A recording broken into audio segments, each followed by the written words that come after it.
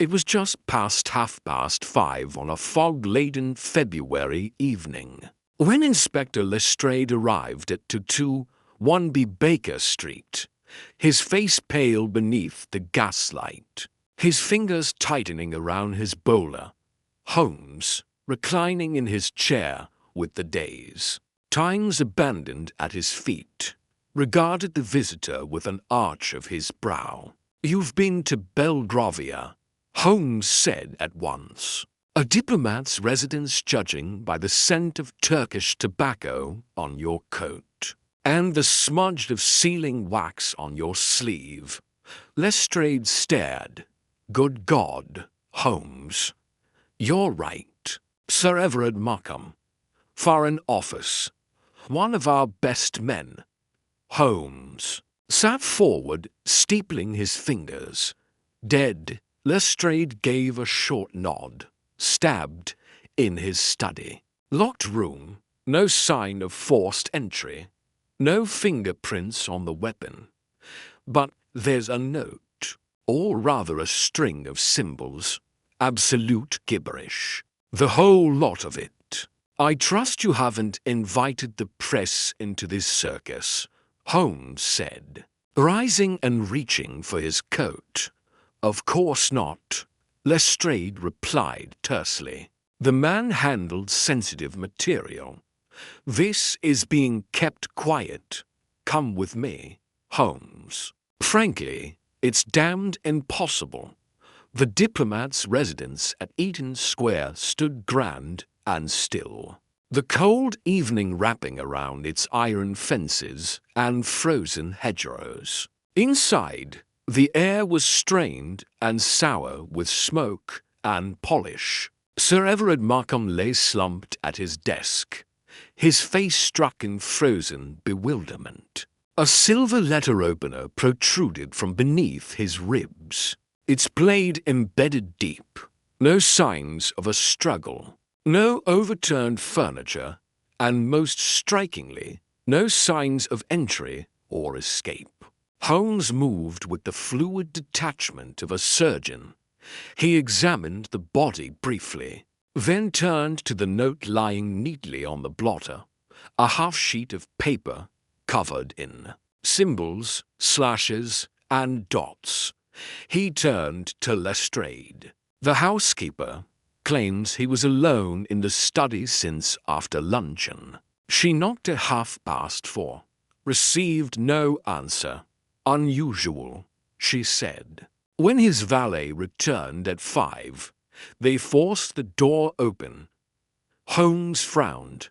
"Locked from the inside?" Lestrade nodded. "Bolt and key both engaged." Holmes ran a gloved finger along the mahogany desk.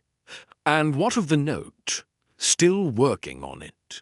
Foreign Office says it doesn't match any known diplomatic cipher. No ink smudges, so it was written carefully, deliberately." Holmes studied the symbols again. "You said gibberish, yet there's a structure here. Patterns, repetition. This isn't madness, it's intention. Someone wanted this to be found." The room had one entrance, a single heavy window latched shut from within, and a fireplace recently swept. Holmes tested the latch, examined the window frame, then turned to the hearth. He knelt, drew a pair of tweezers from his coat, and retrieved a curled scrap of parchment from the ashes. "Burned recently, not completely. Smell it lemon oil and something sharper. Clove. Could be foreign correspondence." Lestrade offered. "Or a decoy," Holmes murmured as Holmes turned to leave the room. Something else caught his eye, a thin film of dust on the bookshelf behind the desk, broken by a single faint trail where a book had been removed. Holmes stepped close, examined the spines, and withdrew treatise on Eastern codes. A volume thick with margin notes and interleaved papers. Inside the front cover was a small card embossed with a seal, an eagle holding a serpent. "Not British, Lestrade," Holmes said, eyes narrowing. "How well did Sir Everard sleep?" The inspector looked up, startled, never asked, "Why?" Holmes opened the desk drawer. "Because he knew someone was after him. Look here, morphine ampoules. And a bottle of laudanum. Doses missing. And this." He held up a torn scrap of newspaper dated to days prior, folded around a single matchstick. On it, a circled advertisement. Services required for linguistic transcription. High compensation. Discretion essential. A phone number had been scribbled. Below in neat script, "This is the bait," Holmes said softly. He responded to this either to lure someone out, or because he feared what was coming. Lestrade looked doubtful. "That still leaves us with a locked room and a corpse. No witnesses, no blood trail, and a coded message no one can read." Holmes glanced back at the symbols on the note. "It isn't a code in the ordinary sense. It's not meant to be deciphered by machines or analysts. It's a message tailored for one person, meant to incriminate or absolve, depending on who reads it. A cipher of context." He stood still for a moment, eyes scanning the room one last time, before turning sharply. "We need to speak to whoever placed that ad. And I want access to Sir Everard's recent correspondence, personal and official. Someone wanted him silenced, and he knew it, but he died trying to tell us who." As they stepped back into the freezing dusk, Holmes looked up, into the thickening fog. "He wasn't killed for what he said," he muttered. "He was killed for what he knew." And somewhere within the looping lines and deliberate scroll of that cryptic note, Holmes was certain Sir Everard had left behind the key to his own murder. All they had to do was learn how to read it. Holmes spent the cab ride in brooding silence, the half-burnt parchment resting in a leather folio upon his lap, the cryptic note folded neatly beside it. The fog pressing against the windows was no thicker than the haze now shrouding his thoughts. A diplomat murdered in his own locked study, a cipher tailored for private eyes, and clues as deliberate as they were obscure. This was no ordinary crime. It was a performance, and Holmes had just taken the stage. Back at Baker Street, Mrs. Hudson greeted them with her usual concern, but Holmes waved her off with a distracted nod.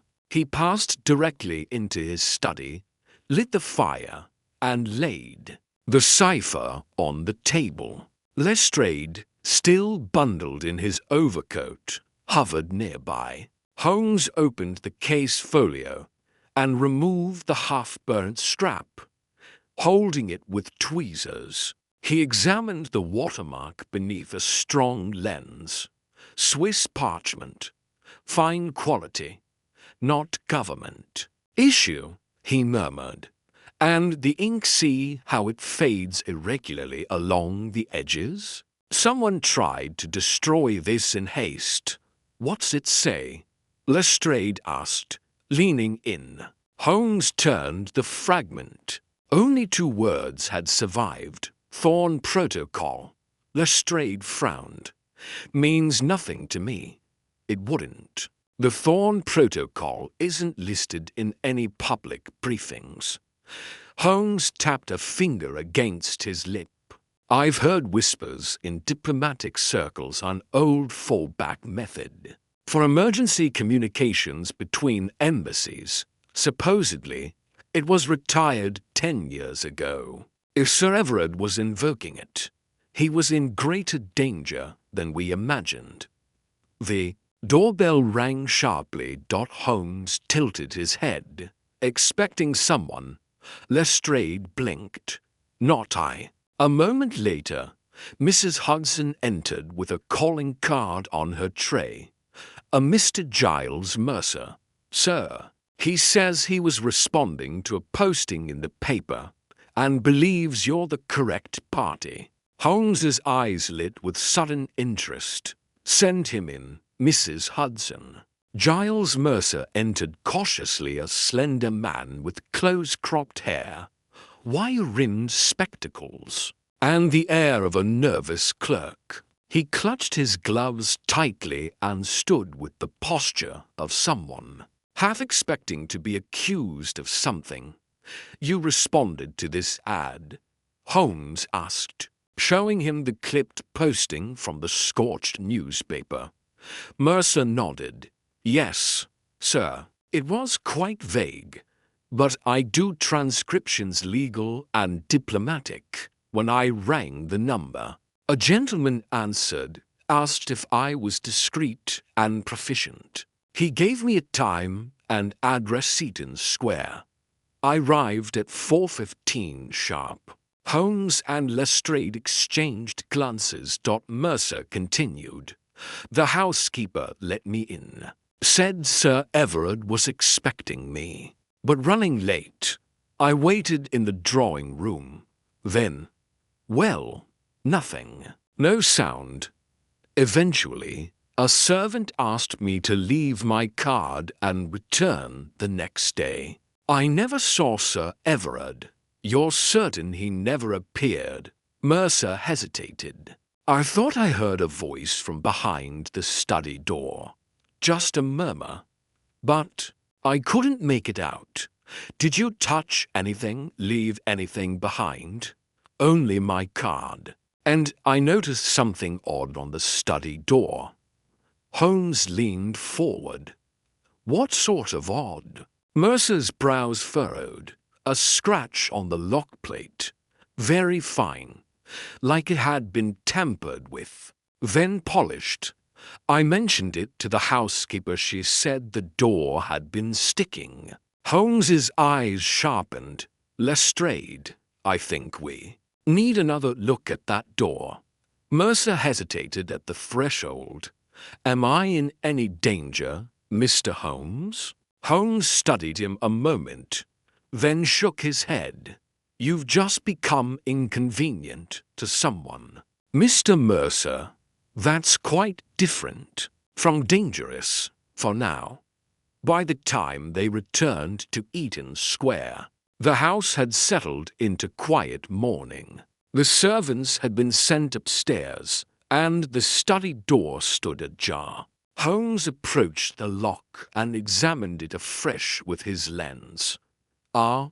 Mercer was correct. He scraped a faint edge of residue from the keyhole, polishing agent.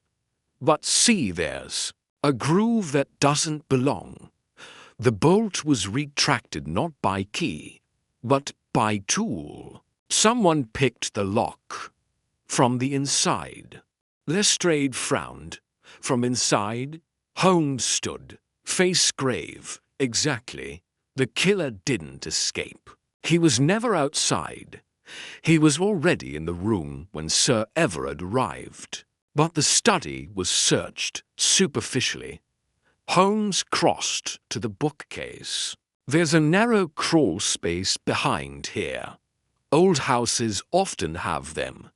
Ventilation shafts. Servant roots. If someone were slim, cautious, and knew the layout, Holmes pressed his palm against the frame. It creaked slightly, then gave way. A panel swung inward, revealing a narrow dark passage. Find your murderer, Holmes said softly. He never left. Lestrade blinked. We'll need men. Lights. Holmes nodded, quietly. We'll need to catch him unaware, as Lestrade issued hushed instructions to the constable outside. Holmes returned to the desk and studied the cipher again. The lines were exact, no hesitation in the strokes, as though the writer had memorized the sequence. And yet, Holmes now saw the pattern not in the symbols themselves, but in their placement. Each third line repeated a symbol one used in diplomatic training, denoting urgent audience. Another meant sleeper compromised. "This isn't a code, it's a confession," Holmes whispered. When Lestrade returned, two constables slipped quietly through the study wall. Moments later, a sharp cry rang out from behind the panel. They dragged the man into the lighter, thin, unshaven figure in a Foreign Office uniform. But the insignia was wrong. The eagle held not a serpent but a chain, a false emblem. Holmes stepped forward. "Who are you?" The man looked at Holmes, eyes wide, lips twitching. He figured it out too late. He muttered. He knew. That's why he called for the protocol. Lestrade seized the man. "You killed him." "Why?" But the man only laughed once dry and bitter. "Because we were everywhere. And you didn't even see us." Holmes stared at him. "Not a diplomat. Not even British. You're a plant." And the cipher. Sir Everard wrote it for us, whoever found his body first. A breadcrumb trail in symbols. As the man was hauled out, Holmes turned to the note again. "No," he said softly, more to himself than anyone. "It's not over yet. Sir Everard wrote part of the truth. But he wasn't alone. Someone else helped craft this trail. Someone he trusted. And that person is still in the wind." He reached for the book with the foreign seal and pulled a second folded note from its hollowed spine, identical symbols, but this time signed at the bottom in fine, flowing script, F. Holmes's eyes darkened. "The real game," he said, "has just begun." Holmes stood motionless before the fire, the flickering light casting long shadows across the study. The signed note, just his single initial, F, rested in his gloved hand, but his eyes were far away, focused on some mental horizon. Lestrade, meanwhile, barked orders in the hallway as the false diplomat was taken into custody, still smirking like a man who'd said too much, and yet not nearly enough. "I want the house sealed," Holmes said, breaking the silence. "No one enters or leaves. Every servant, every guest in the past 2 days must be interviewed." Lestrade nodded. "We've a list from the housekeeper. 5 in total, including her, the valet, the gardener, the cook, and a Miss Helena Thorne." Holmes turned sharply. "Thorne?" Lestrade flipped through his notes. "Yes, a distant cousin of Sir Everard's. Recently returned from Istanbul. She's been staying here the past week." "Why?" "Because the half-burned parchment found in the hearth bore the words Thorne Protocol." Holmes's voice was taut.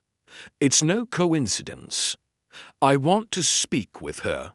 Now." Miss Helena Thorne entered the drawing room with the poise of someone accustomed to scrutiny. She wore a dark blue gown, unadorned, her eyes a grey that never quite met Holmes's own. She held a handkerchief lightly in one gloved hand. Holmes noted that the linen was untouched by tears. "Miss Thorne," he said, motioning for her to sit. "You were close with Sir Everard." "Close?" She considered the word. "Fond of him, certainly. But we were not close. He was always more reserved than affectionate. You returned from Istanbul recently, 3 weeks ago. My father was stationed there." I came to London to settle family matters after his passing. You're familiar with diplomatic circles? Then, vaguely. I know the customs, the dances, the dinner conversations, but not the deeper workings of it all. Holmes tapped a finger against the armrest. And the Thorn Protocol? Have you heard of it? She gave the faintest pause. No, should I have? Holmes didn't answer. Where were you between 4 and 5 o'clock yesterday? In the library. I was reading. The cook brought tea at 4:15. Did you hear anything? Voices? An argument? She hesitated again. Nothing unusual. Though, now that you mention it, I did hear something. A chair scraping on wood, sharp, abrupt, from the study, I think. I assumed he had stood to greet someone. Holmes studied her face. And you remained in the library? I did. No one saw you.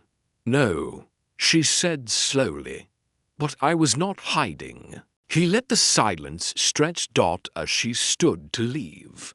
Holmes caught one last detail, the imprint of a ring beneath her glove. Though no ring was visible now. Next came the housekeeper, Mrs. Redley, a thin-nosed woman whose voice trembled with nervous piety. Sir Everard was a good man, she said, wringing her hands. Always polite, always punctual. Did he receive many visitors? Not many. There was a gentleman last week, foreign, perhaps Eastern European. I didn't catch his name. Left no card. Did he go into the study? No, sir. Sir Everard met him in the garden. Spoke in whispers. I watched from the parlour window. Holmes leaned in. And Miss Thorne, was she present? Oh yes, she was on the terrace, reading. I thought it odd they didn't speak to her. Lestrade glanced over. Can we find this visitor?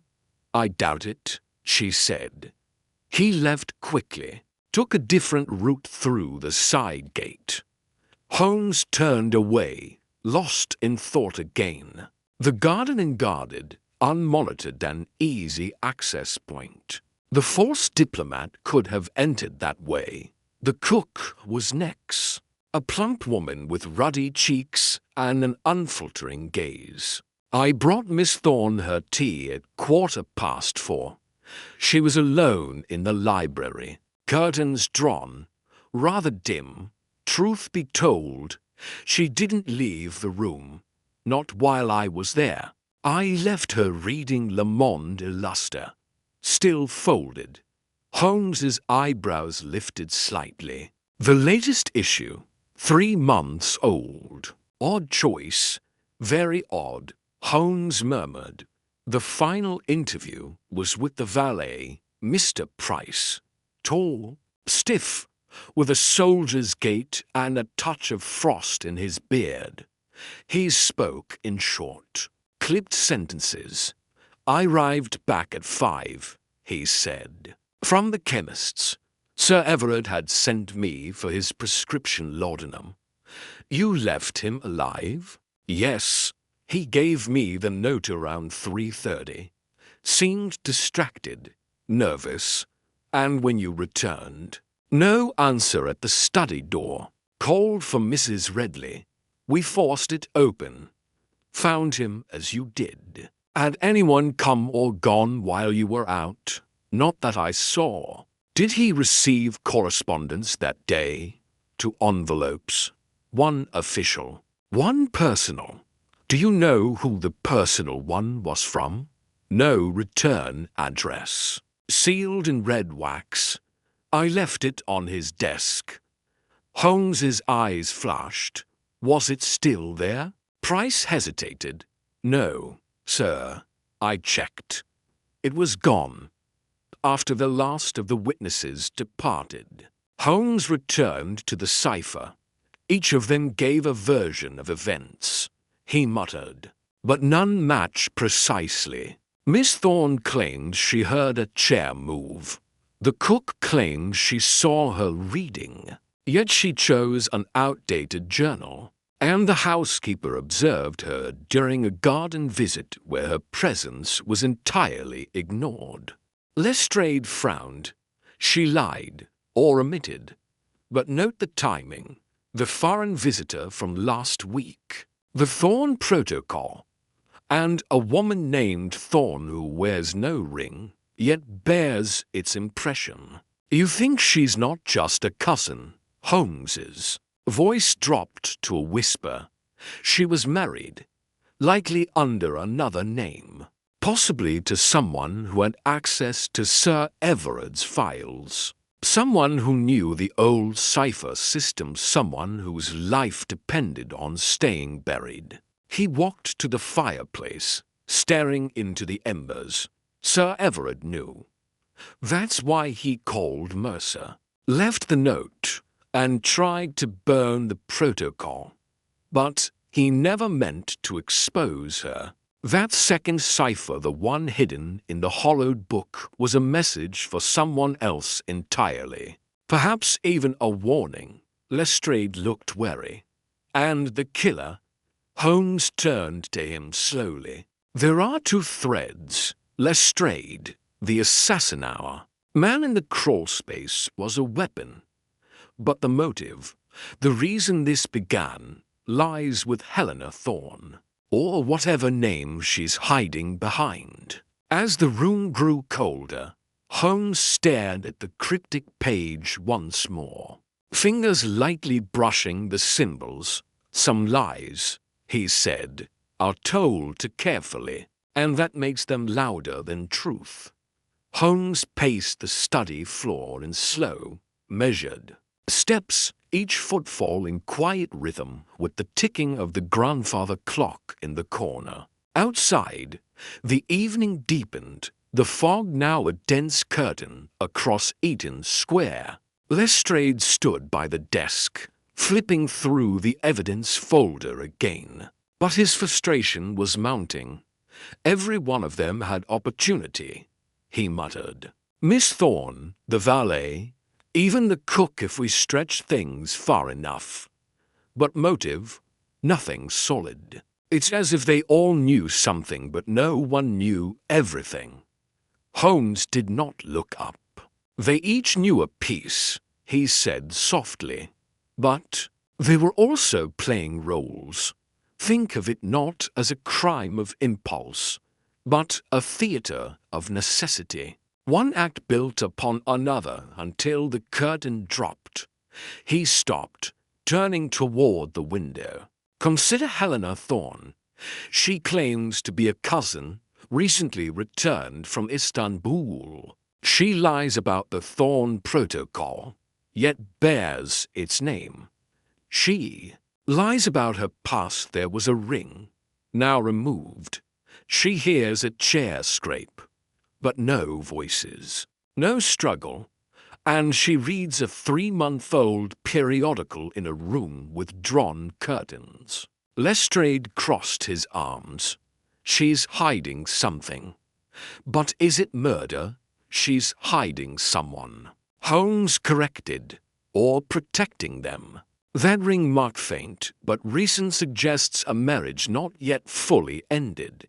Istanbul, too, is a coincidence that nags. Sir Everard had dealings there 10 years ago, just before the protocol was supposedly retired. I suspect he encountered someone there who later became part of Miss Thorne's private life. Lestrade exhaled. You think the person she married was a foreign agent? I think she fell in love with a man Sir Everard once exposed. And I think her return was not about her father at all, but about finding out whether Sir Everard still possessed the documents that could ruin that man forever. Then why kill him now? Because someone knew she was back. Someone saw her presence as a threat, and that someone acted first. Holmes walked to the bookshelf, pulled down the hollowed-out volume again, and removed the second cipher. He spread it beside the original on the desk, aligning them carefully. There are mirrored symbols in the margins. Lestrade. Not part of the code marks left for another reader. One symbol appears twice. The letter V, a falcon, Holmes corrected, stylized, Turkish. The emblem of a once radical network known for intercepting diplomatic codes. Sir Everard must have hidden the evidence of his dealings. With them inside that cipher, and whoever killed him was desperate to prevent its discovery. Lestrade's brow furrowed. You think the assassin in the crawl space came for that reason? I do. But he wasn't acting alone. He was a blunt instrument. Someone else orchestrated the setting. The door creaked open, and Constable Fenwick entered, hat in hand. We've confirmed the letter, sir, he said. The red wax envelope. It was seen by the morning maid yesterday. No sign of it since. Holmes nodded slowly. Then it was taken before the body was discovered. That narrows the timeline further. Also, Fenwick added, we found a train stub in the valet's coat, stamped for Waterloo, 2 days prior. Destination, Dover. Holmes looked sharply at Lestrade. The gateway to the continent. Lestrade frowned. Why would Price go to Dover and back without informing Sir Everard? That, Holmes said, is what we must ask him. They brought Price into the study. He stood stiffly, hands folded, expression carefully neutral. But Holmes saw the flicker behind the eyes, the tiniest twitch of the jaw, as he entered the room, and saw both ciphers laid out. Mr. Price, Holmes began, we have reason to believe you made a journey to Dover. Can you account for it? A pause. Then, private matter. Family illness. You have family in Calais. Price blinked. You went to meet someone, Holmes continued, or to receive something. Perhaps the very letter Sir Everard received later that day. I'm a valet, Price said coldly. Not a courier. No, Holmes agreed. But you are a man capable of choosing loyalties. Sir Everard trusted you, but something shifted. Perhaps you were paid. Perhaps you were threatened. I did nothing of the sort. Holmes's voice turned quiet, then explained this. He held up a photograph one Holmes had requested by wire that morning. It had arrived half an hour earlier, unseen by anyone but him. It showed a younger Price, clean-shaven, in uniform. Standing beside him, a man with the same bone structure, same eyes though aged, mustached, and now in custody. The man we found in the crawl space is your brother. Lestrade stiffened. Holmes continued. You didn't know he would kill Sir Everard. You thought it would be a simple retrieval, perhaps an exchange documents for silence. But he panicked. Sir Everard recognized him, perhaps even named him. The moment turned fatal. Price stared at the photograph for a long moment. His shoulders sagged. I didn't know, he said hoarsely. He said he just needed the cipher. Said if Everard handed it over, no harm would come. I only arranged the entry through the old vent, gave him the house layout. That's all. And Helena Thorne, Price hesitated. He said she'd protect him, that she owed him her life. Holmes drew a slow breath. Then she's not a cousin at all. She's his wife. The room fell still. She came to ensure the protocol remained buried. Holmes said, but when she saw what had happened, she chose silence over justice. Every lie she told was to shield a man she thought was already gone from her life, only to find him in the heart of a murder. Lestrade swore softly, a nest of motives, one hiding love, one hiding blood, and Sir Everard trying to warn us of both. Holmes folded the cipher back into the hollow book. We have only one piece left to recover, the missing letter. It's the key to the motive and to the next move in this game. Lestrade nodded grimly. Then we find Miss Thorne. Now, but Holmes's gaze was already out the window, toward the fog. She's already gone, he murmured. She always intended to vanish. This house was never her destination. It was her delay. And somewhere in the mist, a woman walked away half widow, half accomplice, with the truth sealed in an envelope, and her past finally catching up with her. The morning papers were triumphant in tone. Diplomat's murder solved, assassin caught, cipher recovered. Holmes stared at the headlines from the armchair of our Baker Street flat with cool detachment, the page trembling slightly between his long fingers. Outside, the city hummed with life, oblivious to the undercurrent that Holmes alone seemed to feel. Lestrade had made the arrest official the night before. James Price, the loyal valet, had confessed his role in aiding the killer's entry into Sir Everard's study. With the cipher in hand and the brother identified, the case, as far as Scotland Yard was concerned, had been neatly concluded. Miss Helena Thorne was still missing, but Lestrade assured the press it was only a matter of time before she too was apprehended. "There's something off," Holmes murmured, folding the paper and tossing it aside. A puzzle with one piece forced into place. I looked up from the fire. "You doubt Price's confession, not the confession only, the completeness of it. His motive was blood and shame.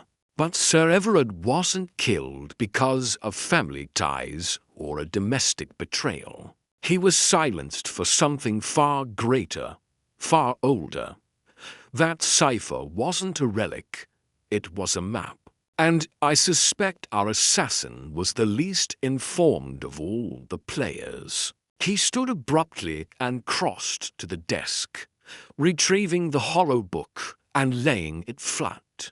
"Do you recall, Watson, the marginal falcon symbols I showed Lestrade?" "Certainly. Emblems used by a radical group." "Yes." Holmes nodded. "But their presence here is not decorative. They're aligned in precise positions, coordinates, almost. I believe Sir Everard used the cipher not merely to store secrets, but to guide someone toward them. This was no simple case of hiding evidence. It was a warning, a breadcrumb trail. But then who was the intended recipient?" Holmes didn't answer. His eyes scanned the cipher again.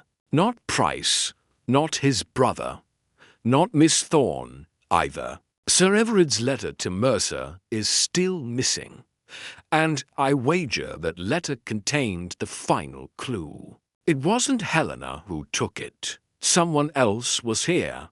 Someone silent, watching. Before I could respond, there was a firm knock at the door. Mrs. Hugson's voice preceded the visitor. "Inspector Lestrade for you, Mr. Holmes." Lestrade entered, briskly, holding a bundle of files. "We've found her, Miss Thorne, or rather, what's left of her." Holmes's eyes flicked up. "Dead." Lestrade nodded grimly. "Pulled from the Thames this morning. Weighted down. No ID. But the dress, the hair, and the ring mark all match, confirmed by the housekeeper. It seems the assassin didn't just flee, he tied up loose ends. Holmes said nothing, only steepled his fingers. I felt a twinge of unease ripple through the room. Price was inconsolable when we told him, Lestrade continued. Claims he didn't know. Still says his brother fled the house after the murder, headed east. We've men scouring the docks. Holmes finally spoke. What of the missing letter? Still no sign. But with her death, I'd wager it's either destroyed or gone abroad. Holmes stood, his movement sudden, taut with energy. No, she didn't have it. She never did.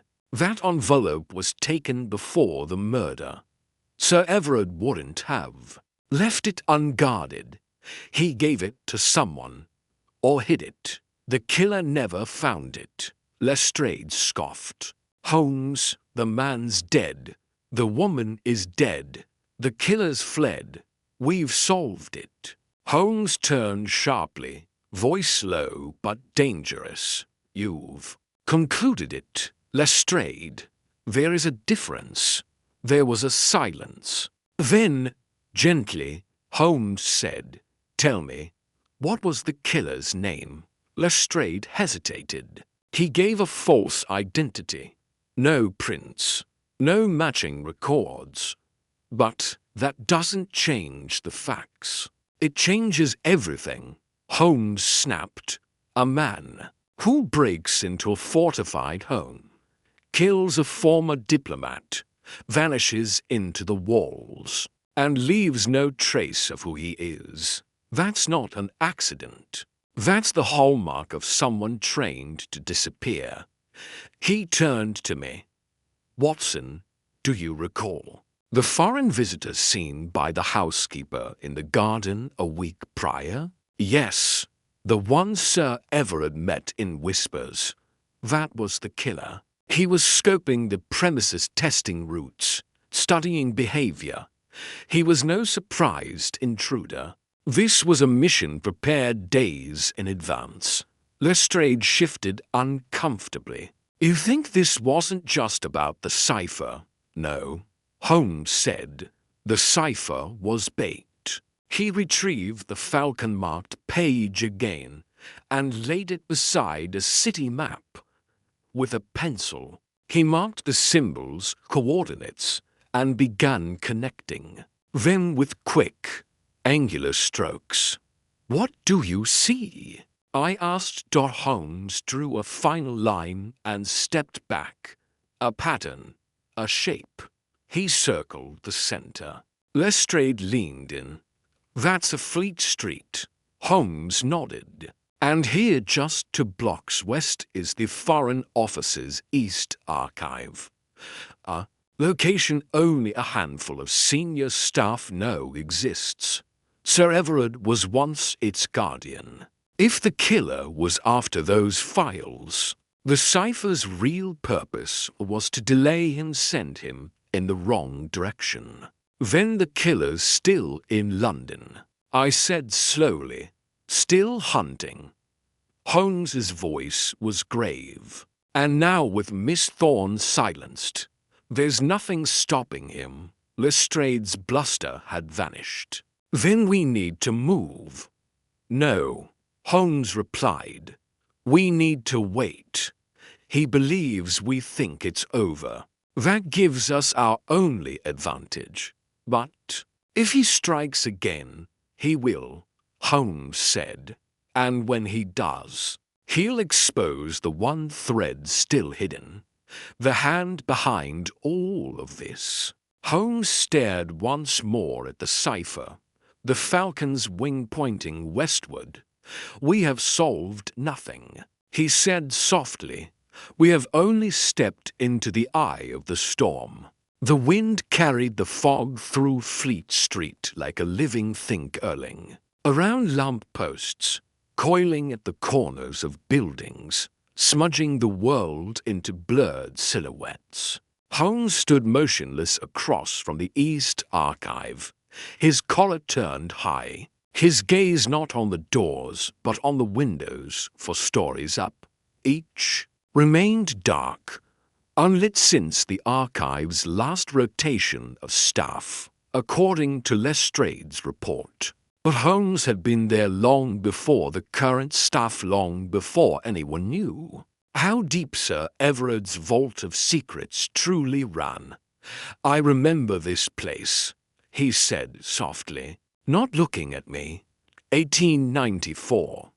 The Musgrave affair was still fresh. Sir Everard intercepted a cipher routed through per 5 lines of Ottoman verse, harmless on their face. But I watched him unmask a courier buried in the diplomatic staff of 3 embassies. That cipher nearly sparked an incident with Austria. I followed his gaze. So this isn't the first time he's been hunted for what he knew. No, but it's the first time the hunter succeeded. He turned. "Come, Watson. We must speak to Lady Adeline." The name rang vaguely familiar. Holmes noticed my hesitation. Sir Everard's sister, widow of Lord Barrington, once of the Home Office. She was with him in Constantinople during the collapse of the Falcon Ring, a counterintelligence operation. Buried by the Foreign Office, she may have outlived it, but the shadow still reaches her doorstep. We arrived at her townhouse in Kensington well past the hour of social civility. Nevertheless, her staff admitted us after Holmes sent up his card, and Lady Adeline received us in a parlor of hushed colors and draped windows. Her hair was silver, but her eyes sharp, and glacial mist nothing. Holmes offered no preamble. "Your brother is dead, Lady Adeline, murdered for something he refused to give up. I believe the answer lies in the year 1896, the failed courier, the compromised cipher, and a man named Arslan Rafiq." For a moment, she didn't move. Her teacup, half-raised, paused mid-air. Then she said, "Arslan Rafiq is dead, then." "His ghost has returned," Holmes replied. "He used your niece if she was your niece and killed your brother. And he's not finished." Her hand trembled only slightly as she set the cup down. "Helena wasn't my niece.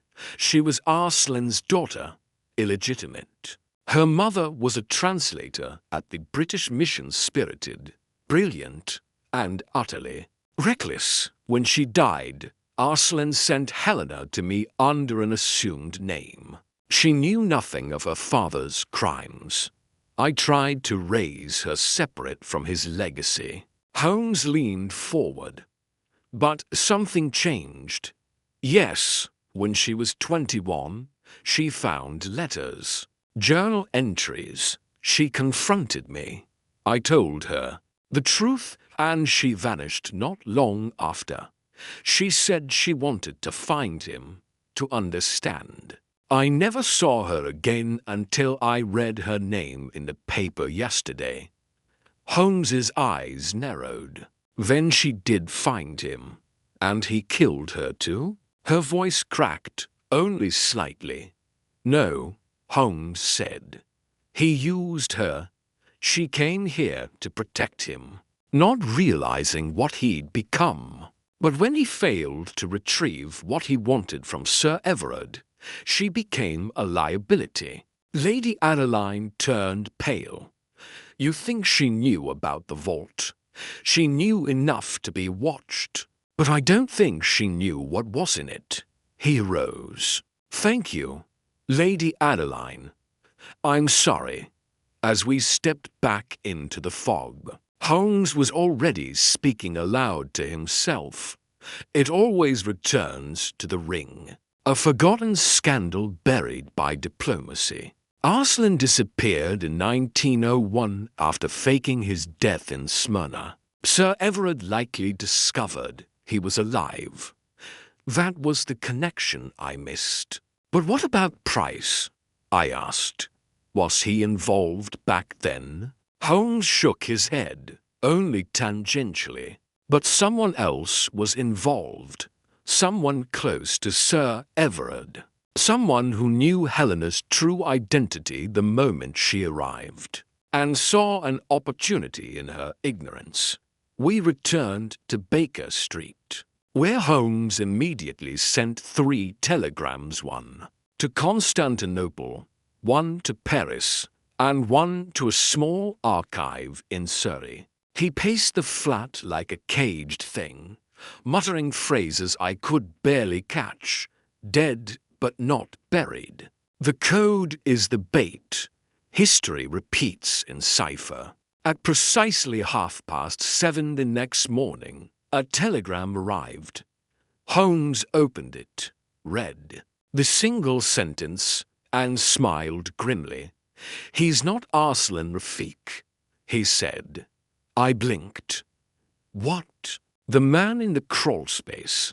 He isn't Rafiq.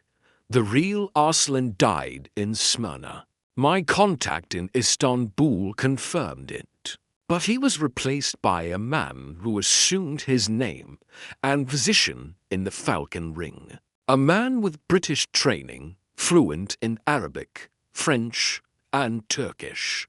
Then who was the man in the walls? Holmes turned the telegram to me. Known alias. Marlowe Vodarin. Last seen, Paris, 1903. Expelled from service after failed op in Bulgaria. Presumed dead. I frowned. Why take Rafiq's name? To inherit his unfinished war. Sir Everard knew his real identity, which is why he was targeted. But Vodarin failed to get the cipher, and now he'll move to strike again, because he thinks the vault is still within reach. The clock chimed 8. Holmes rose. We go to the East Archive. Watson. Before the shadows of the past become weapons in the present. And with that, we vanished into the fog once more, chasing a ghost whose name was a lie. Whose motives were buried in war, and whose next move would determine whether history stayed buried or came back to claim everything. The fog had not lifted by the time we reached the East Archive. In fact, it seemed to have thickened overnight, wrapping the grey brick structure in a shroud of stillness. Holmes said nothing as we approached the rear gate, not the official entrance, but a lesser-known service entry half obscured by ivy and rust. It took him mere seconds to unlock it with a slender pick from his coat sleeve. We passed silently through the courtyard and descended a narrow flight of stairs into the belly of the building. Holmes had studied the architectural plans the night before and now moved with deliberate confidence, guiding us down corridors of forgotten parchment and dust-laden shelves. The deeper we went, the more the air thickened with time itself. Finally, we reached a small reading room with barred windows and a reinforced door.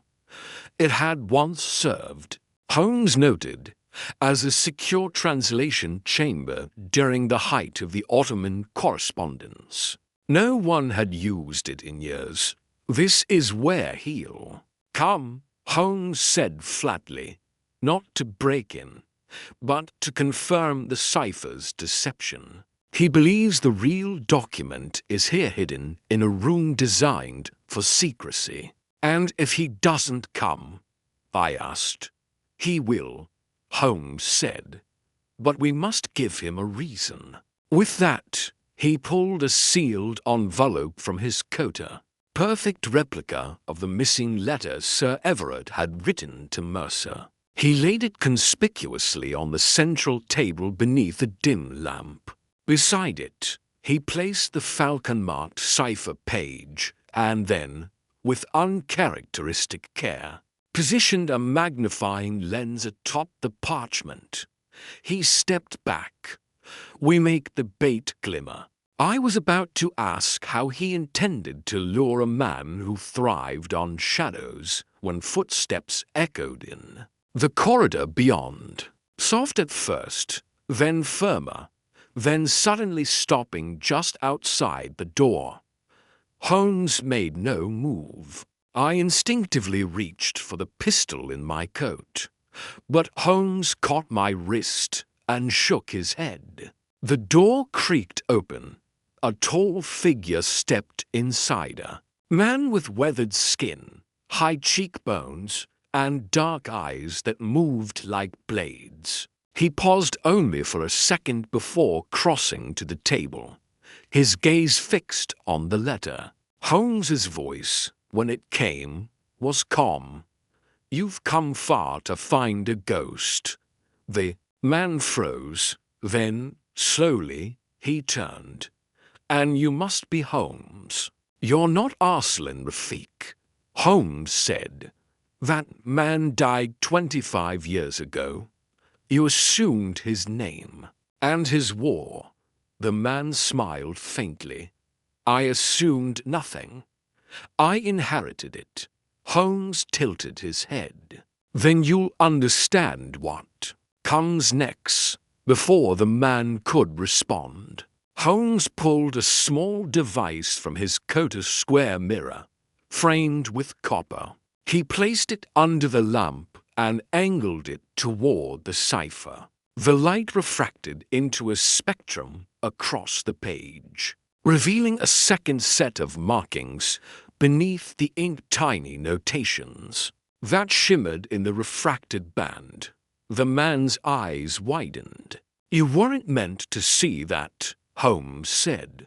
"Sir, Everett knew someone would pursue the cipher, so he encoded a second layer, one visible only through a prism lens, and only at the correct light angle. You were never looking for the real message, only the surface illusion." The man's composure cracked just briefly, a flicker of frustration across his brow. He stepped forward, but Holmes spoke again, softer this time. "Tell me, Mr. Vauderin, was it guilt that brought Helena here, or fear?" The name struck him like a blow. He hesitated, the muscles in his jaw tightening. "She knew nothing," he said. "I never meant. You used her," Holmes interrupted, "as you've used others. But Helena was not like you. She came, seeking truth, and when she learned it, she died for it." There was a long silence. The man's eyes dropped to the cipher once more, then back to Holmes. "What is it you want?" "Detective, I want to know who helped you," Holmes said. "You didn't find Sir Everard on your own. Someone inside the Foreign Office betrayed him. Someone who knew about the vault, the cipher, and the rotation schedule. You may be the blade, but someone else held the hilt. For the first time." The man hesitated, not out of fear, but calculation. "You already know who it is," he said. "You've known since Constantinople. But you needed me to name them. Say it," Holmes replied coldly. Vauderin took a step back. "No, that part I take with me." And in one swift motion, he produced a small vial from his coat and crushed it between his teeth. I lunged forward, but Holmes had already seized his wrist and forced him to the floor, driving a handkerchief between his lips before the poison could be swallowed. Moments later, the man lay still, unconscious but alive. Holmes stood over him, breathing hard. "Not today," he muttered to constables, summoned earlier, appeared at the door and took the man away. Holmes retrieved the prism lens and studied the hidden markings once more. What did it reveal? I asked. Holmes pointed to the shimmering notations, which now formed a pattern beneath the falcon symbol's coordinates, just as before, but now with initials beside each set, not locations, names, Rafik, Mercer, Voteran, and one more, Holmes said. A name that never appeared in the initial investigation. Sir Edward Holmes, a diplomat buried in obscurity for decades. I blinked. But he's dead, exactly, which means someone is using his name or inherited his clearance. Either way, the final player is still active. And now, Holmes said with quiet satisfaction, he knows we're coming. The crisp clang of the East Archives back gate echoed behind us, as Holmes and I emerged into the fog-drenched street. The shattered prism and the hidden cipher markings lay heavy in Holmes's coat pocket, proof that Sir Everard's message ran deeper than any of us had known. I dared hope we were finally close. Back at Baker Street, Holmes set the cipher pages on the desk under a steady lamp, tracing the initials with deliberate care. Holmes, he murmured, Mercer, Voteran, the final player unknown, but alive. He set down his pen with finality. Tomorrow, we speak with Sir Edward Holmes. He paused, his gaze drifting to the hollow book. Before that, one last confirmation mapping the initials to staff and Foreign Office records overnight. He grimaced. But we must finish tonight. The closer we get, the more dangerous this becomes. I nodded. You think someone will move to protect that final name? He didn't answer. A crackle at the door drew our attention. Mrs. Hudson, flushed and breathless, held a letter. It came just now, sir. No return address. The seal broken. Holmes took it with precise calm. The envelope was thick, coarse, and familiar. It was the same stationery used for Sir Everard's unknown letters, but blank on every side except one with a single line, stop or be destroyed. No signature, no cipher, just the threat. Holmes ripped it open, slid out the folded paper, and read it in silence. When he finished, his jaw tightened. Indeed, he said finally, they're warning us off. Someone knows how close we are, someone with the power to intercept messages. The cipher is no longer safe where it stands. He rose and gathered all documents, notes, cipher book, Holmes references, and tucked them into a heavy satchel. We must relocate. Keep this evidence secure. Tonight. He led me through the fog to our friend Colonel Ross's private rooms just off Baker Street. The Colonel, a trusted confidant in matters requiring discretion, received us without question and set us up in a small sitting room. Holmes laid everything out again on a makeshift desk. Ross leaned over the cipher pages. You think this threat is from the man behind Holmes' identity? Holmes tapped the blank page. Not the man himself, but someone high enough to recognize the value of this. He pointed to the envelope's coarse linen. It bears the watermark of the Foreign Office's special courier stock documents, meant for official use only. Someone inside took one sheet of stationery and addressed it personally to us. Ross whistled low. We could be dealing with a mole. Holmes nodded. or someone whose loyalty lies deeper than service, whose identity we have yet to uncover. He replaced the letter in the envelope and tucked it inside the satchel. We must assume they watch our movements. They have more reach than any open adversary. Colonel Ross paused, thinking. We need a controlled leak. Something to flush. Then out. Holmes looked up. Yes, a false trail. We reveal the cipher is here, in this satchel unprotected before moving it. If someone tries to seize it, we'll know who they are. Ross's eyes narrowed.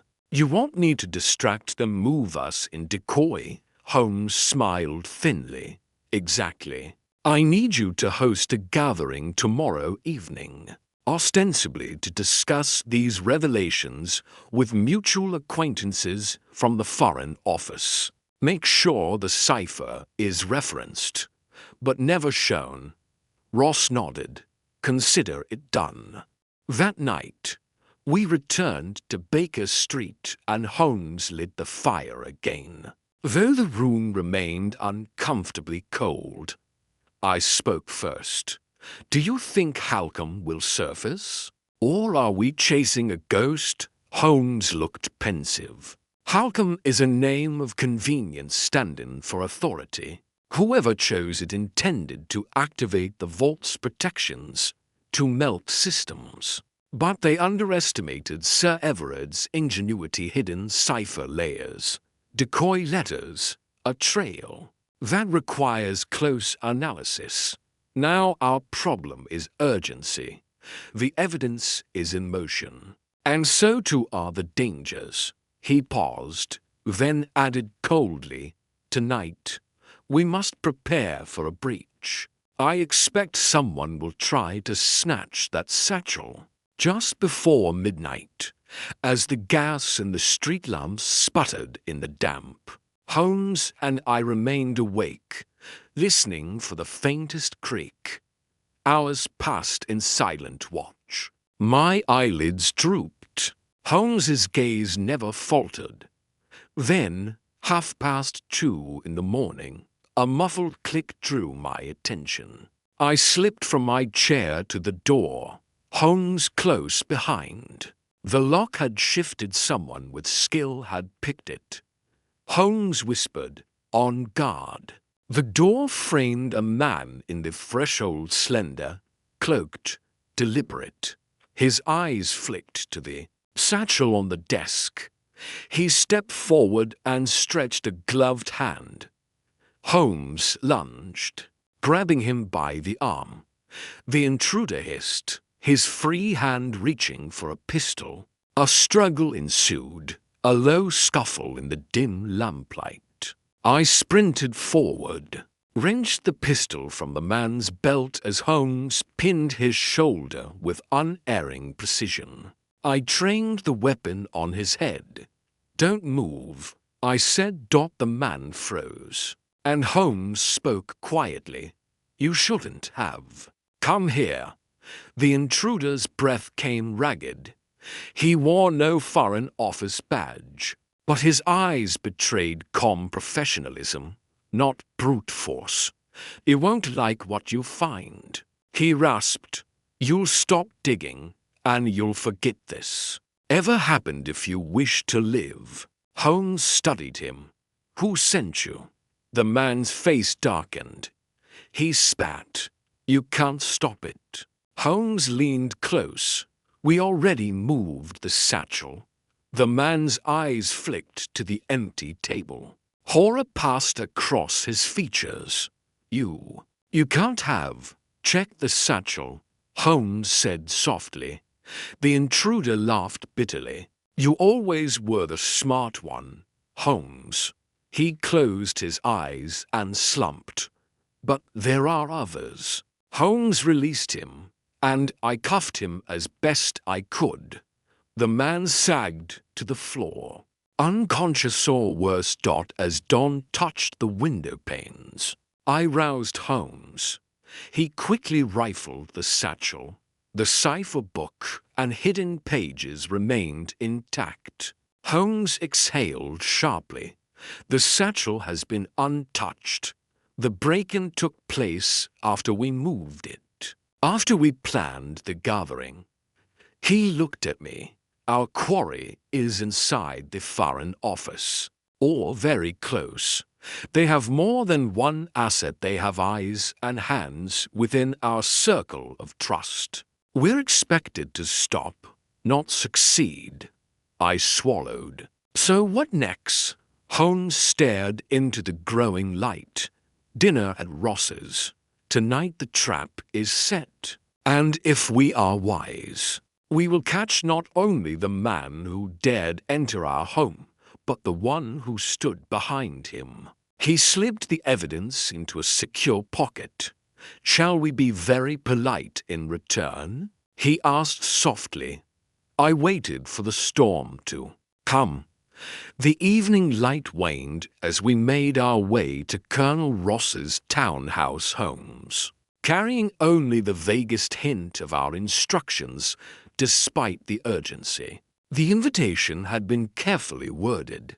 A select gathering of Foreign Office officials and diplomatic acquaintances, ostensibly to discuss Sir Everard's suppressed ciphers and to celebrate the final breakthrough in the case. Our true aim, Holmes explained once more, was to lure the hidden figure into revealing itself inside. The drawing room was warm and elegant, its walls lined with books and curiosities Ross had collected during his service. Holmes and Ross greeted the guests with practiced cordiality. Sir Murray Denton, a dour senior official whose abrupt smiles belied deeper nerves. Miss Evelyn Marks, a secretary whose keen eyes held both admiration and guarded caution, and Captain Brand, a liaison officer recently seconded to East Archive duties, who greeted us with a firm handshake and careful deference. Holmes took his place near the fireplace, the satchel resting on a side table in plain sight, yet properly attended. Conversation began with cautious pleasantries east versus West diplomatic tensions, the upcoming renewal of certain European treaties. Holmes steered the talk toward Sir Everard, his voice recalling a man of immense integrity, a man who had refused to surrender his work even when threats loomed. The room's atmosphere tightened, though no one objected that much Holmes had anticipated. Then Holmes diverted the evening subtly. The cipher we recovered, he said, turning back to the group, had layers upon layers. Sir Everard might have been able to decrypt most, but not all. The final page burned in advance must have held the key. His gaze drifted across faces. Such a volume must be somewhere still. Yes? Perhaps in private hands. A polite silence followed. Captain Brand's face flushed slightly. Miss Marks glanced away. Sir Denton cleared his throat. But Ross leaned forward. Indeed, Holmes, I believe we are convened this evening to recover what remains before it slips further into obscurity. At that moment, there was a faint sound like silk brushing the floor and the satchel on the table shifted forward. Holmes's hand shot out, pausing it from toppling. Conversation quieted still further. Then a sharp crack echoed through the room. A pistol report. Brand staggered, blood blooming on his jacket. He pitched forward, crashing into the desk at which Holmes had set the satchel. Guests gasped, chairs scraped back, and Ross let out a cry. Holmes lunged to Brand's side as he collapsed. His hand flew to where the bullet entered just under the ribs. Brand's breaths came quick, shallow, eyes grim. Holmes pressed a handkerchief against the wound. "Stay with me," he murmured. The others clustered helplessly, shock frozen. In their eyes, it couldn't have been longer than 2 seconds before Holmes had recovered a sense of precision. He scanned the ceiling. No chandelier swung, no dust disturbed. Then the window, the casement pushed just enough to pass a slender arm. Holmes's voice was calm, quiet, but carried a steely edge. "Fetch a doctor, and arrangements must be made to seal this street."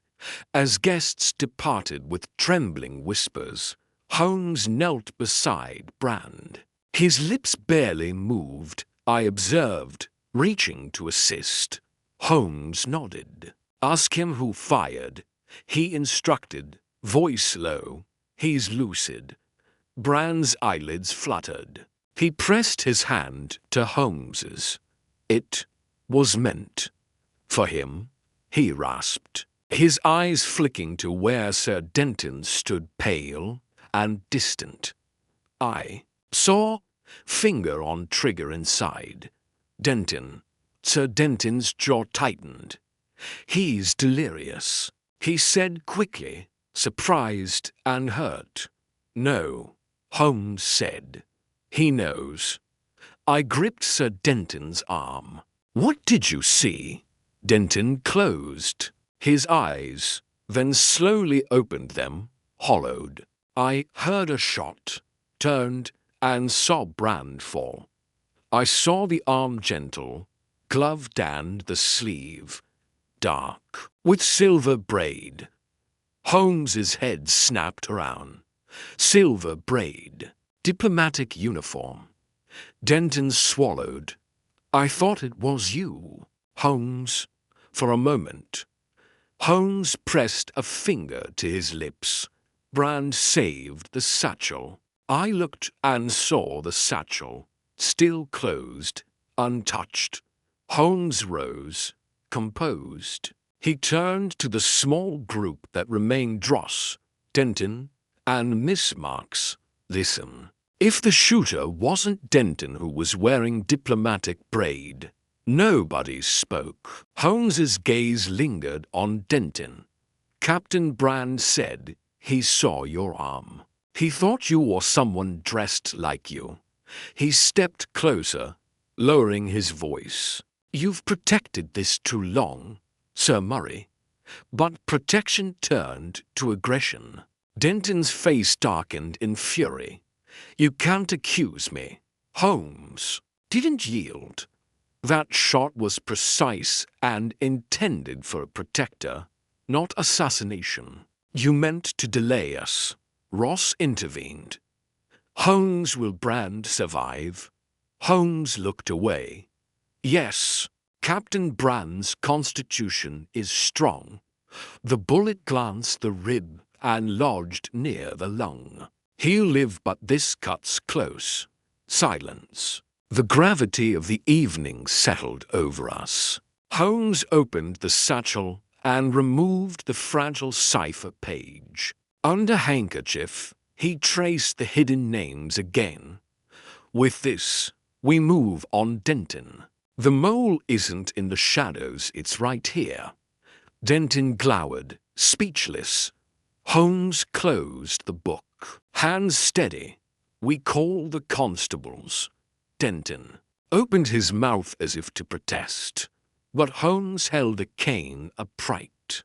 Quiet command in each measured gesture. "This ends tonight, outside." The night had grown still again, but inside, trust had snapped, revealed, fractured, and the pursuit of a ghost had become the unraveling of a betrayal woven into the very heart of those meant to guard it. The morning after the shooting at Colonel Ross's townhouse dawned grim and grey, a sullen drizzle misting the windows of Baker Street.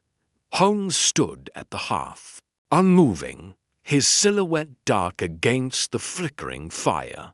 On the table beside him lay the cipher page, unrolled and heavily marked with pencil strokes cryptic. Annotations only he could decipher. Captain Brand had survived the gunshot, though his condition remained serious. Sir Murray Denton, placed under watch by the Yard, denied any knowledge of the shooter. The diplomatic community was in uproar. What began as an internal investigation now threatened to reveal rot embedded deep within their own ranks. I entered the room bearing fresh tea, but Holmes didn't turn. His eyes were fixed on the cipher, but I could tell his mind was elsewhere. "You haven't spoken since last night," I said, setting the tray down. He stirred. "Because the shape is forming, Watson. But I'm not quite sure what it is yet." I frowned. "We know Denton lied. That alone should put him in the center." "Yes," Holmes said slowly. "But the center of what?" Denton had motive to mislead. His signature is suspiciously absent from a number of internal communiques linked to Sir Everard's last week. He could be shielding someone, but his actions are too crude to mark him as the architect. He turned suddenly. "It's not Denton I'm interested in, it's what Brand said." "Do you recall his exact words?" "He said the shot was meant for him, not from him. Then he said he saw a diplomatic sleeve." Holmes nodded. "And that's the crux. The description was accurate. Braid, dark wool, but what Brand didn't realize was that the uniform may not have been Denton's at all. It could have been borrowed or mimicked. A deliberate misdirection. A costume. Watson." I blinked. "You think the attacker wore diplomatic attire intentionally to incriminate Denton, or to hide their own identity in plain sight?" He paced to the window. "We've been working backward from murder to motive. But what if we invert the approach? Consider the entire affair not as a crime of passion or desperation, but one of narrative control. The ciphers were the bait, Sir Everard the necessary sacrifice, and every clue since strategically placed to obscure rather than reveal." I sat, watching him closely. "So what was the actual target?" Holmes glanced back. "Information, not a person. The ciphers were a map, but not to espionage, to an operation." He walked to the mantel and picked up a small item I hadn't noticed before, a wax seal, cracked and dulled. This was found under Sir Everard's desk. Inspector Lestrade overlooked it, but I remembered it from our time in Brussels last year. I peered at it. "That's the insignia of the Helvetian Trade Committee." Holmes smiled faintly. "Not quite.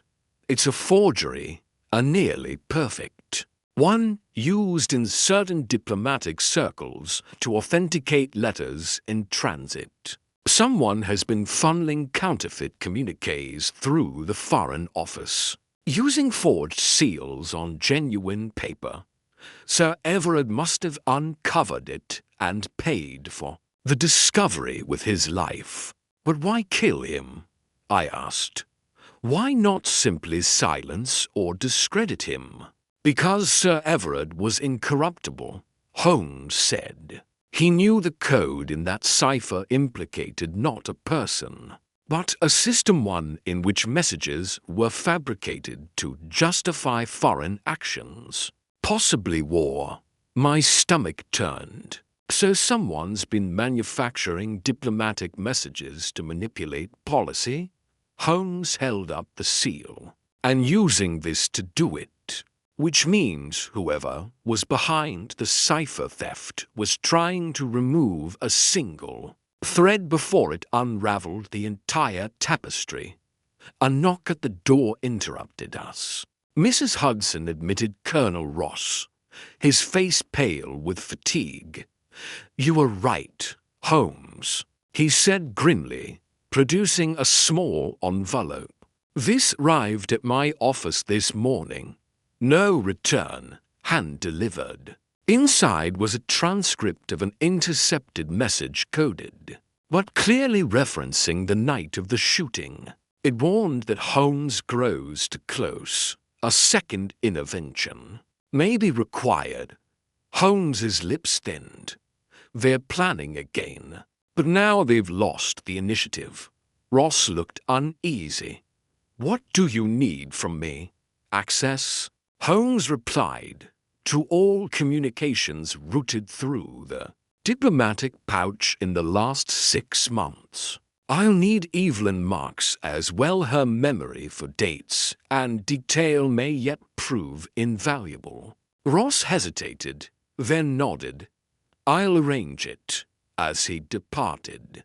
Holmes returned to the cipher and began to mark out the text in a new pattern this time, not by column or phrase, but by dates embedded subtly in the formatting.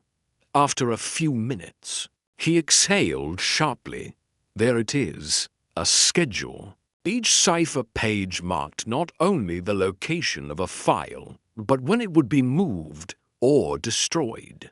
The system wasn't just about secrets, it was about timing. I stood behind him. "Then we've been reading it wrong from the start." "Precisely," Holmes said. "The pages weren't a confession or a revelation, they were an itinerary, a timetable of obfuscation." He tapped a particular date. "This one just before Sir Everard's death references a shipment through Antwerp. Miss Marks once mentioned a late-night cable from there that seemed out of place. She said the phrasing was uncharacteristic." I recalled. Holmes nodded. "Because it wasn't from Sir Everard. It only bore his signature. That message ordered the destruction of diplomatic files. But Sir Everard had been dead for at least 5 hours when it was sent. The implication struck like a blow. Then the forgery network was already acting after his death, perhaps even before." Holmes's eyes lit with purpose. "We need that Antwerp message, and we need Miss Marks." He rolled up the cipher, careful not to smudge the latest annotations. "For the first time, Watson, the fog is lifting. The pattern is not only in what was taken, but when it was taken. Every moment was orchestrated, every death, every misdirection like moves on a chessboard. And the king," Holmes turned, "still hiding behind pawns.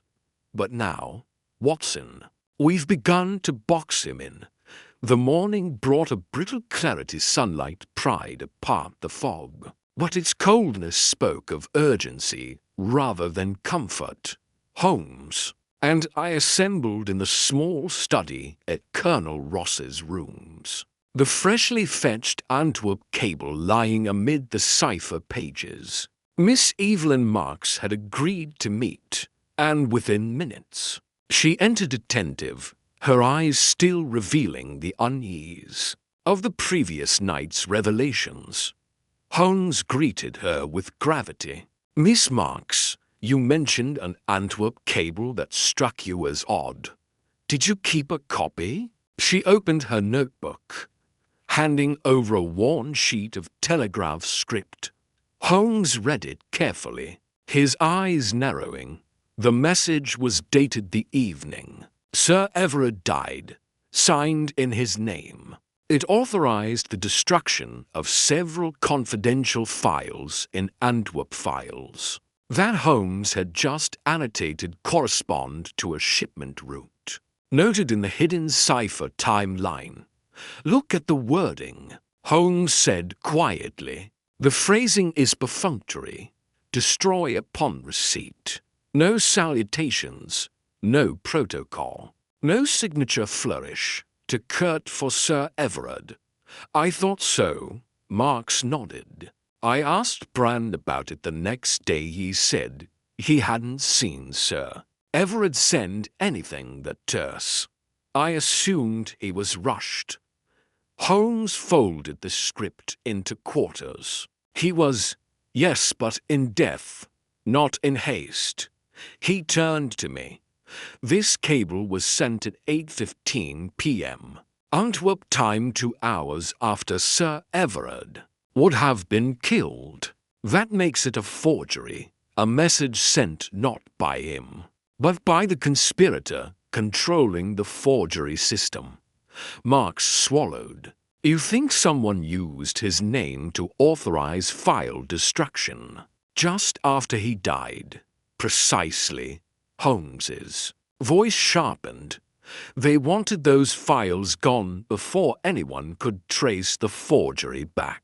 The timing was critical, after killing the man who knew too much. But before our prey could suspect, I looked between them, dread sinking in. What files were those?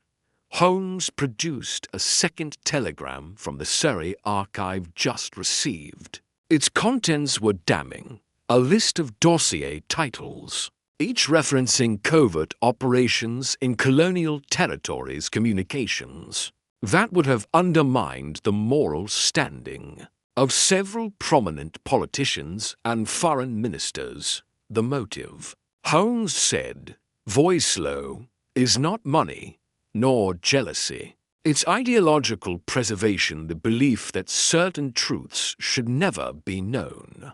That the empire's reputation must be preserved at any cost, even if it means murder and forgery. Miss Marks pressed her hands together. Who would orchestrate this? Holmes's gaze settled on her. Someone with honor, the facade of it, yet willing to destroy lives to preserve the greater good. A man who believes he is acting on behalf of England, even as he debases its integrity.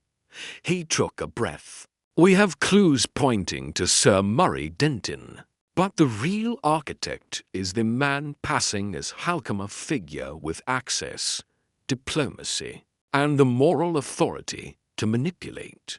He tapped the cipher timeline. He recruited Vauderin. He corrupted Helena half innocently, and when Sir Everard threatened to unveil the network, he orchestrated the murder. Silence followed. Marks spoke, voice trembling. Brand. He was trying to protect me. He spoke to me of suspicious telegrams, of files destroyed. That's why they shot him, so he would silence me, too. Holmes nodded. The attack on Brand wasn't impulsive, it was planned. To stop him from warning you, and through you, Holmes. You were the final barrier. He leaned back. This hidden motive, ideological self-preservation, is more dangerous than greed, because it justifies atrocity in the service of principle. I swallowed. And Sir Murray, he is useful, Holmes replied, but not the master. Denton's brazen involvement, his avoiding of telegram logs, the sleeve, the momentary staging were meant to shift suspicion. But he is ultimately a pawn. The king is Halcombe. Holmes looked at Marks. Your testimony will be crucial. And tonight, Brand is safe enough to speak. He can confirm that cable, and that Denton or someone like him was tipped to strike you. Marks's nod was firm now. I'll help. Holmes folded the hidden cipher with careful reverence. Then tonight, Watson, tonight we take the proof to Lestrade. Dossier in hand, the forged cable, the cipher, the telegram timeline, and we force the hand of a man who believed himself beyond reproach. He paused. The man who would kill. Not for gold, but for myth. Outside, a breeze rattled the windows. Inside, the fog of deception began to lift, revealing a villain not greedy nor vengeful, but supremely convinced that he was saving England from itself, and willing to spill blood to do it. The fog rolled back in as night fell upon Kensington, smothering the lamplight in a pale, murky shroud. It was the kind of evening that lent itself to secrets, and Holmes intended to bring one final secret to light. The drawing-room of Sir Murray Denton's residence had been carefully arranged by Scotland Yard, under Holmes's direction, quietly, with no official announcement. A simple rug covered the wire that led to the hidden phonograph, and behind a partition, Inspector Lestrade waited, notebook in hand, every word to be recorded and verified. Sir Denton arrived precisely at 8. He was calm, immaculate, and suspiciously obliging. If he knew the net was drawing tighter, he gave no indication. Holmes stood by the hearth, fingers laced, the ciphered documents arrayed behind him on the table. "Sir Murray," he began without preamble, "thank you for coming. You are, I believe, a man of duty of order." Denton gave a faint, courteous nod. "And I assume you are a man of conclusions, Mr. Holmes. Shall we arrive at yours?" Holmes's smile was thin. "You are correct, but I wish to offer you a chance to arrive at it yourself. May I recount something?" Denton gestured toward the chair opposite him. "By all means. Let us suppose," Holmes began slowly, "that a diplomat one trusted by his peers uncovered damaging information about his nation's imperial dealings. He believes this truth, if exposed, would unravel public trust. So he forges a system of communication, employs agents, and monitors potential leaks. When an idealistic superior uncovers the deception, the diplomat arranges his death, then covers it with misleading clues, employing others to muddy the waters further." Denton's hands folded calmly in his lap. "A dramatic tale, is it? Sir Everard's death was staged as an accident. You were seen entering the embassy after hours, but not logged. The cipher cables authorized under his name after his death tie directly to documents destroyed in Antwerp, documents implicating high-ranking officials." Denton's voice was measured. "You mistake duty for conspiracy." Holmes stepped forward. "I mistake nothing. You recruited Halcom, an outsider with no official ties but ample reach. It was he who administered the orders.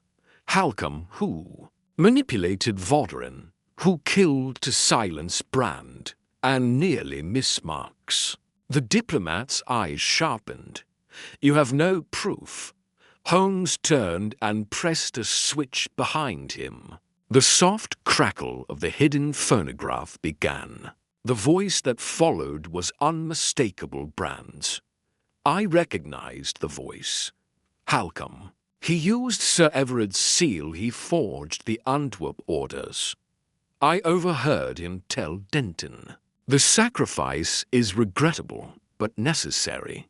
They needed the scandal buried before Geneva. The tape clicked to a halt. Silence clung to the room. Holmes waited. "You underestimated Brand's loyalty." Denton rose slowly. "That man was delirious. He'd say anything. Perhaps. But your cable trails, your failure to log embassy entry, the cipher alignment all corroborated by Miss Marple tell the same story. You orchestrated the crime, Sir Murray, not for profit, for control. The forehead cracked. Denton's voice rose slightly. Control? No. For protection. You sit in your armchair, Mr. Holmes. Removed from politics, from consequence. You see only the act, not the aftermath. If Everard had exposed the Antwerp route, it would have destabilized not only Parliament but our standing in every foreign court. Do you know how fragile diplomacy is? I do, Holmes said coldly. But I also know murder is not diplomacy. It is cowardice justified only by the guilty. Denton reached into his coat not for a pistol, but a sheaf of papers. You think I'm alone?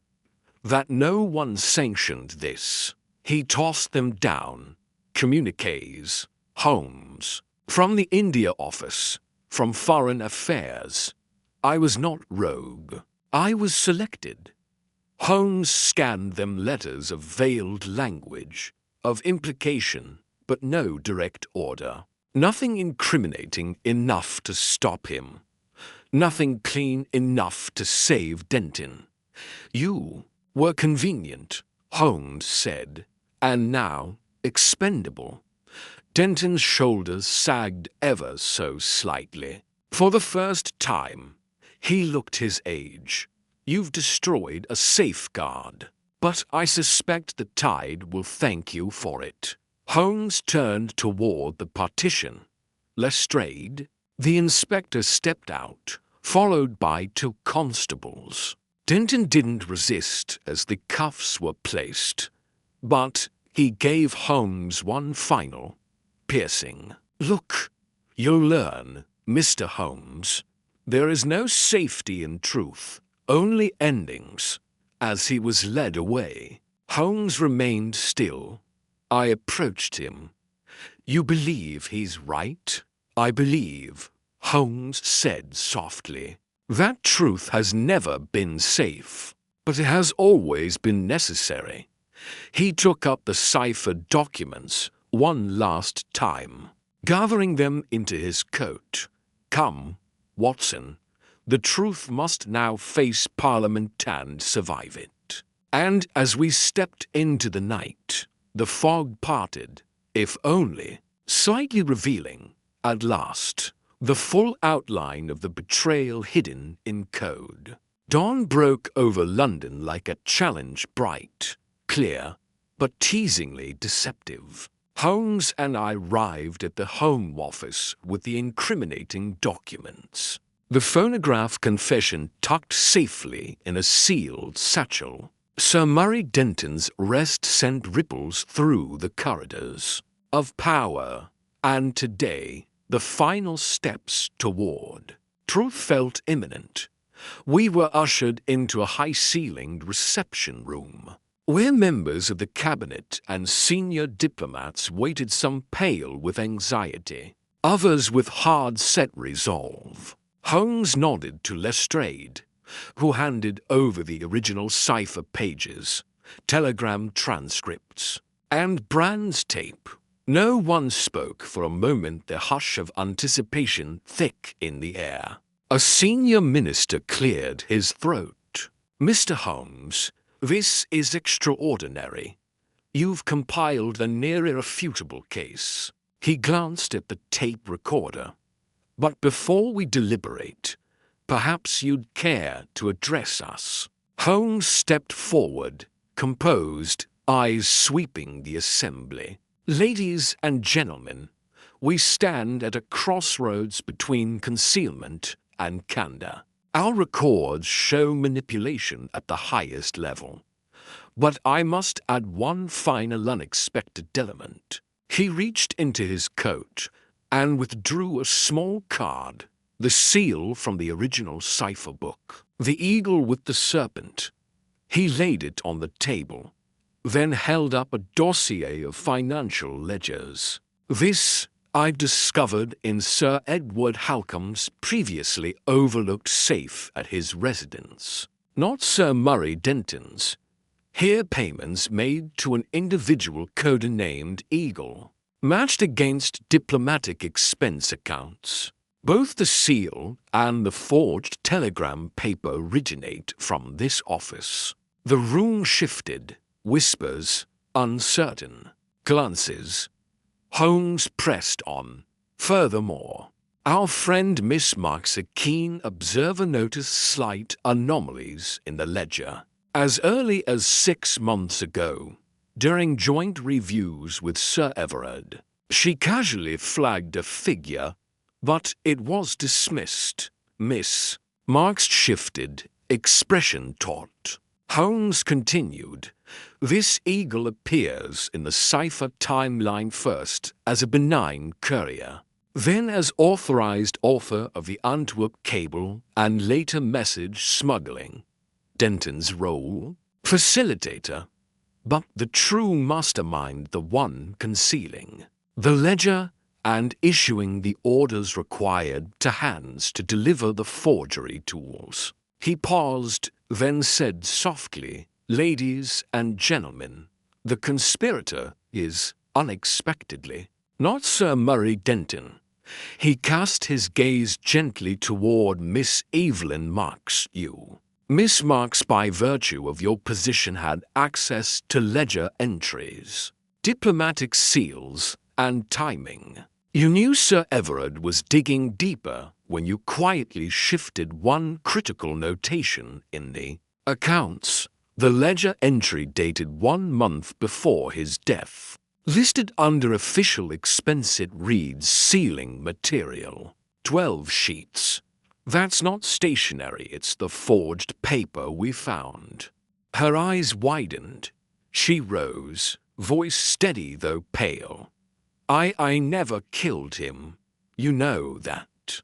But I did move the ledger entry after I found it and questioned him. He assured me it was part of an older archive project.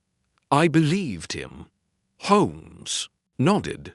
"But you also knew that when he discovered the forgery, you were in the perfect position to maintain the narrative, especially once he died. You were alone in the office that night. With access, Marks's gaze flicked to the document. I didn't order the code or hire Vodarin. I followed Denton's file from headquarters. He supplied brand new seal sheets, blank cipher material, and timing details. I helped conceal them because I truly believed I was preserving our empire." The room swelled. Ministers exchanged astonished murmurs. A junior official stepped forward. "She didn't shoot anyone," he said. "And Sir Murray is the one on record firing the gun at Colonel Ross's." Holmes smiled gently. "Make no mistake. Sir Murray carried the blade. Miss Marks carried the seal. Both were necessary, but only when their roles intersected could the deception stand." Miss Marks dropped her head. "I'm sorry," she whispered at that moment. A sharp voice cut through. Lestrade, quietly insistent, placed a hand on her arm. "You'll have your chance to explain, miss. But right now, the house needs evidence." Holmes stepped back. "Gentlemen, I believe we have a full picture. The curse of pretense preserved one truth by sacrificing another. Our empire's honor was protected through murder and forgery, hatred interlaced with loyalty." He paused. "Only truth, however uncomfortable, can break vicious cycles. And if you wish to rebuild, you must begin by owning one."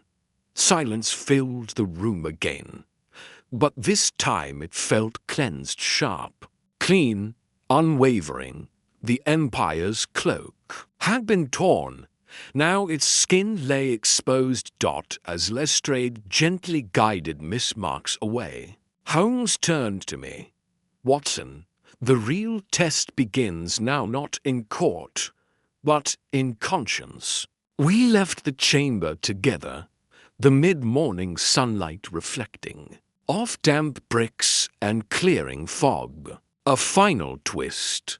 Yes, but a redemption shot through with the same argument Holmes had made at the outset. Murder may suppress voices, but truth alone endures.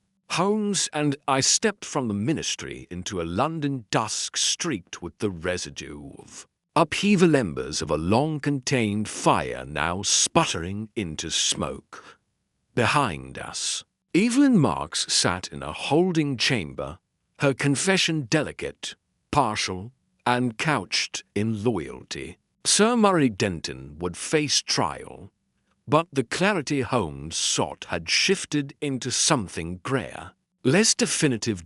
As we walked along surmise, Holmes's brow was drawn but not troubled. His eyes held the glint of unfinished calculation, as though the last move had not yet played itself across the board. "You're unsettled," I said. "Not unsettled," he replied. "Not surprised, either. Merely, certain truths ring hollow when they come too easily." I glanced at him, puzzled. "You mean Miss Marks? She was part of it. Certainly, her conviction. Her fidelity to a twisted notion of patriotic necessity that was real. But Watson, recall the earliest deceit: the forged telegram, the cipher seal, the gun in Ross's study. Each step was to clean. We uncovered the plot because it was meant to be uncovered." I halted. "You think Denton wanted to be caught?" Holmes turned. "No, I think someone else wanted him sacrificed. Consider, a man as careful as Denton forgets to burn correspondence, leaves ledgers intact. Miss Marks may have concealed, but she didn't orchestrate. No, there's one more hand in this one that has yet to reveal itself." Back at Baker Street, Holmes sat in silence for a long time, sorting documents, fingering his violin, returning repeatedly to a single telegram, the very first from Antwerp. "It was this," he said finally, "that began the unraveling. And yet, no origin point was ever verified. The code was correct, but the source, no signature. No fingerprints, only the phrase 'dispatch to be expedited.' That phrase is used by only one office." He turned to me. "The foreign attache's clerk, a man named Lionel Glaive." Glaive. But he was never in the investigation. Precisely. He's been absent from every list, every witness account, yet all official documents passed through his hands, and Glaive is not, by nature, sloppy. He has written speeches for ministers quietly, edited notes between foreign embassies and seen. In short, the man exists to be invisible. But surely, Holmes raised a hand. "The final clue, Watson, came in Denton's journal. Page 47, a single, abbreviated note, G, inserts feather, seemingly nonsense. But I found it again in one of Evelyn's expense ledgers, under courier materials. 12 goose feather quills. Who uses those now? Except one who sends messages the old-fashioned way. With no typeface to trace, realization dawned. Exactly. Holmes said, rising. Glaive was the conduit, the ghostwriter, the true architect, and he's gone. He led me to a dispatch office near Victoria, where the clerk confirmed that Glaive had resigned abruptly 2 days earlier after the arrest of Denton. A final letter, handed to Holmes by the station master, bore only the words, "To the detective, who sees too much. Some truths are safer buried. Consider this my disappearing act." There was no return address. Holmes read it, folded it, and tucked it into his coat. So he escapes. I said quietly, "Justice," Holmes murmured, "is a complicated thing. We apprehend the hand that wielded the knife, but not always the voice that gave the order." We returned to Baker Street that evening under a moon too clear to be comforting. Holmes poured two glasses of brandy and settled near the hearth, fingers steepled. You recall, Watson, the ink blot on the tailor's cuff, the mark that first drew my attention. Of course, a strange place for ink. That ink, Holmes said, was violet-rare, found only in ministry dispatch rooms. That cuff was proof the tailor had visited the offices recently, though he'd denied it. Why lie about such a visit unless he'd seen something or someone he feared? That led us to Ross, Ross to Denton, Denton to Marks, but all along, the ink. The ink was Glave's. He took a long sip. The case is closed. Denton will be tried. Marks may plead cooperation, but the man who designed it, or who manipulated even the fall, has vanished into the folds of empire. I sighed. It feels unfinished, because it is, Holmes said. But the truth is not always tied up neatly in ribbons. Watson, sometimes, it is folded into a cipher that history refuses to decode. He leaned back, and the fire crackled between us. Victory, yes, but not the kind that brought peace. And somewhere, far from London, Lionel Glave disappeared into silence, his final deception the most successful of all. It was just past midnight when the last embers in the fireplace faded into faint orange threads, casting long, sleepy shadows across the floor of Baker Street. Holmes had gone quiet, reclining in his chair, pipe cold at his side, eyes open but not seeing the room around him. I sat opposite, reading over the day's notes, but my mind circled a single loose end, the kind Holmes usually couldn't abide. I finally spoke. "That letter from Glave, something about it doesn't sit right." Holmes didn't stir, because it wasn't a goodbye. It was an invitation. I leaned forward. An invitation to what? To follow, he said simply. Glave wanted me to trace the final thread. He left that note not out of sentiment or guilt, but confidence. He believes he's still out of reach. That makes him dangerous. There was a pause as he shifted in his chair and reached again for the folded letter. He held it to the light, examining it anew. His fingers brushed the paper's inner seam. A flicker of thought passed over his face, something precise, sharp. He unfolded it again. Watson look. The ink, underheat. I fetched the poker from the hearth, and Holmes held the corner of the page near the tip. Slowly, faint strokes emerged beneath the original line, a second message. The tailor stitched more than cloth. Not every thread was trimmed. I stared. It's a riddle. Holmes nodded, a clue concealed in language crafted for the one person who might understand. Glave knew I'd examine it again. The tailor. Watson, he's not just a pawn. There's more to him than we've uncovered. But he's in custody. His story ended with Denton. Holmes stood abruptly. Only if we believe what we were meant to believe. He went to his desk and drew out the tailor's confession, the one that had so neatly tied off the narrative. Look here, paragraph 3, he says.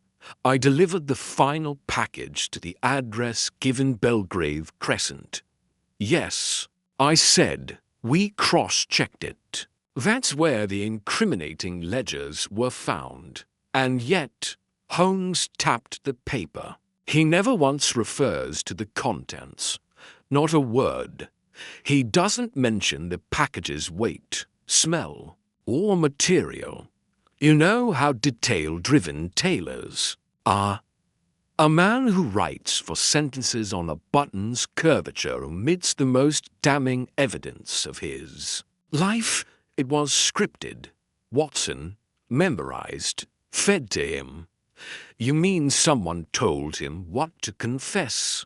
I suspect more than that. I believe the tailor is protecting someone.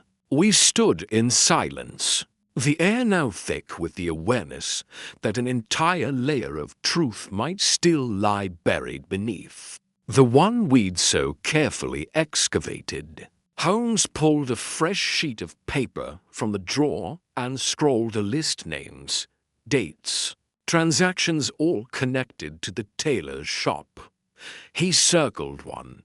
E. Bristow. I read aloud. Who's that? Holmes answered, an apprentice, young, hardly noticed, but present on every significant day on the day the cipher package was sealed. The day Ross was murdered, the day Denton visited under alias. You think Bristow is involved? I think Bristow was the courier, the invisible thread Glaive spoke of. Not every thread was trimmed, Watson. Some remain, tucked into seams. We had believed the case finished, but Holmes's expression had shifted again into that rare and dangerous clarity. The one that meant a new pursuit was already taking shape in his mind. He moved with swift determination, collecting notes, loading his revolver into the side drawer, and checking the morning schedules for Bristow's known lodgings. We won't find Glaive tonight, he said, but if we find Bristow, we may yet learn where the next stitch is being made. As we prepared to leave, a knock came at the door. Mrs. Hudson peeked in, wide-eyed. Gentlemen, you the visitor? Behind her stood a girl no older than 16, wine-worn and pale, holding a small leather parcel pressed tightly to her chest. Her fingers trembled. I was told to bring this, she said, to Mr. Holmes. He said, you'd know what to do. Holmes took the parcel with gentle care. Inside, wrapped in oilcloth, was a tailor's thimble engraved with the initials, E.B., and a key, old and brass, likely for a shop drawer. But more than that, there was a tiny slip of paper, no larger than a matchbox. 3 words. Next design begun. The girl said nothing more. She backed away before we could ask her name. And in seconds, she vanished down the foggy steps and into the street beyond. I turned to Holmes. He's still moving. Yes, he murmured, already examining the key against our archive of locks. And he's still watching. The mystery may have paused, Watson, but it has not ended. Then we're not done. He offered a rare smile, cool and sharp. No, the pattern continues. And like all great designs, it's only just beginning to reveal itself. As we stepped into the night once more, the street lamps flickered in the mist, and I felt again that curious mix of closure and anticipation. The crime had been solved. Yes, but the weaver of chaos had left behind new threads, beckoning the detective deeper into a tapestry that promised yet another mystery. And Holmes, as always, was ready.